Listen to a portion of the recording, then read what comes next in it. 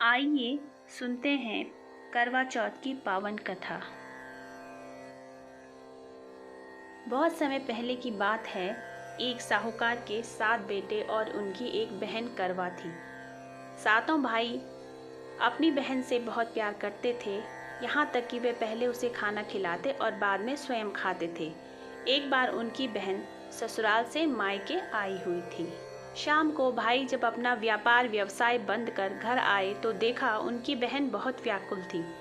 सभी भाई खाना खाने बैठे और अपनी बहन से भी खाने का आग्रह करने लगे, लेकिन बहन ने बताया कि उसका आज करवा चौथ का निर्जल व्रत है और वह खाना सिर्फ चंद्रमा को देखकर, उसे अर्घ्य देकर ही खा सकती है। क्योंकि चंद्रमा अभी तक नहीं निकला है, इसलिए वह भूख से व्याकुल उठी। सबसे छोटे भाई को अपनी बहन की हालत देखी नहीं जाती। वह दूर पीपल के पेड़ पर एक दीपक जलाकर चलनी की ओट में रख देता है। दूर से देखने पर वह ऐसा प्रतीत होता है जैसे चतुर्दशी का चांद उदित हो रहा हो। इसके बाद भाई अपनी बहन को बताता है कि चांद निकल आया है, तुम उसे अर्घ्य देने के बाद भोजन कर सकती हो।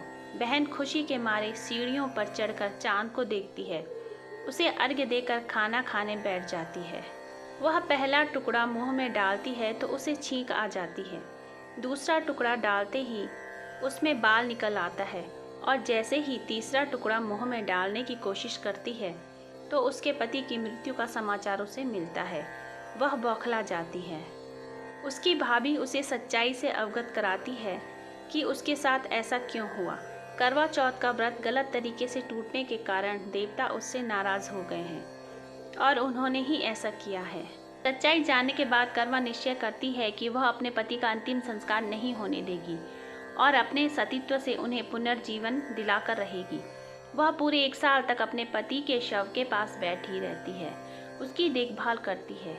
उसके ऊपर उगने वाली सुईनुमा घास को वह एकत्रित करती जाती है।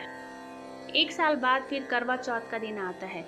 उसकी सभी भाभियां करवा चौथ का व्रत रखती हैं।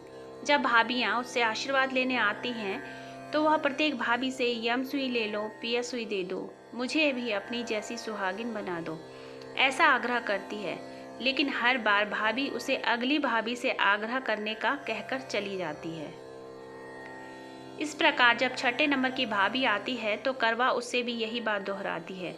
यह भाभी उसे बताती है, क्योंकि सबसे छोटी भाई की वजह से ही तेरा व्रत टूटा था, अतः उसकी पत्नी में ही शक्ति है कि वह तुम्हारे पति को दोबारा जीवित कर सकती है।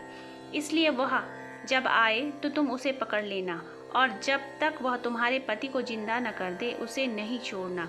ऐसा कहकर वह चली जाती है। सबसे अंत में छोटी भाभी आती है।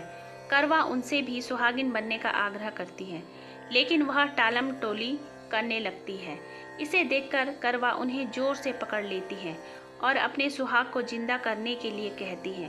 भाभी उससे छुड़ाने के लिए नोचती है, खसूटती है, लेकिन करवा नहीं छोड़ती है। अंत में उसकी तपस्या को देखकर भाभी पसीज जाती है और अपनी छोटी अंगुली को चीरकर उसमें से अमृत उसके पति के मुंह में डाल देती है। करवा का पति तुरंत श्री गणेश कहता हुआ उठ बैठता है। इस प्रकार प्रभु कृपा से उसकी छोटी भाभी के माध्यम से करवा को अपना सुहाग वापस मिल जाता है।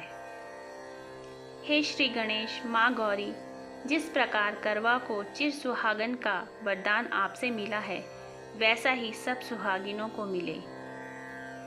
जय माँ गौरी। हर हर महादेव। जय श्री गणेश।